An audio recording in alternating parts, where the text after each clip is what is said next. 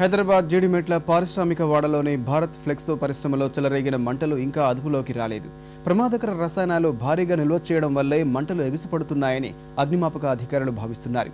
అగ్ని ప్రమాదంతో సమీప ప్రాంతమంతా రసాయనాల వాసన దట్టమైన పొగతో నిండిపోయింది.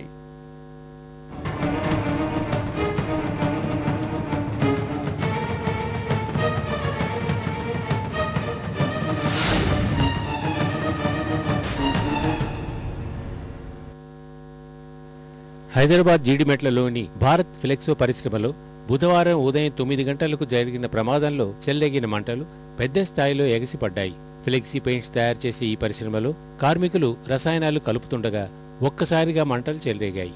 అగ్నిమాపక శకటం వచ్చే సమయానికి మంటలు మరింత తీవ్ర రూపం దాల్చాయి. చుట్టుపక్కల ఉన్న పరిశ్రమలకు మంటలు వ్యాపించకుండా హైదరాబాద్, రంగారెడ్డి, మెదక్ జిల్లాల నుంచి 8 అగ్నిమాపక శకటాలని రప్పించి మంటల్ని అదుపులోకి తెచ్చేందుకు ప్రయత్నిస్తున్నారు.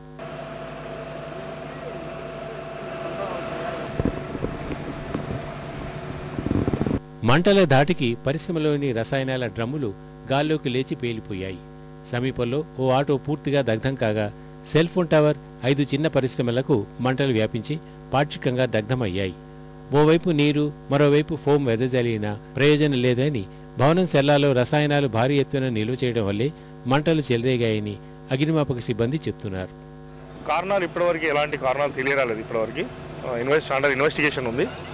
ఇట్ విల్ ఫ్యూచర్లో తెలుస్తుంది. ఆఫ్టర్ ఇన్వెస్టిగేషన్ వాట్ మేము చెప్తాం. ఇది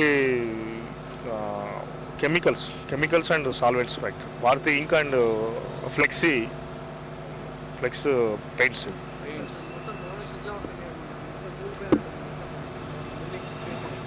building situation it any time ఇటు కూలే ప్రమాదం ఉంది. అది యాక్చువల్గా ఏమంటే ఈ సెల్లార్లో కూడా ఒక 2000 బ్యారెల్స్ స్టోర్ చేసినట్టు మాకు తెలుస్తుంది. ఆ సెల్లార్లో స్టోర్ చేయడం వల్ల ఫైర్ ఎక్కువ ఎక్స్టెండ్ కావడానికి ఛాన్సెస్ ఉన్నాయి.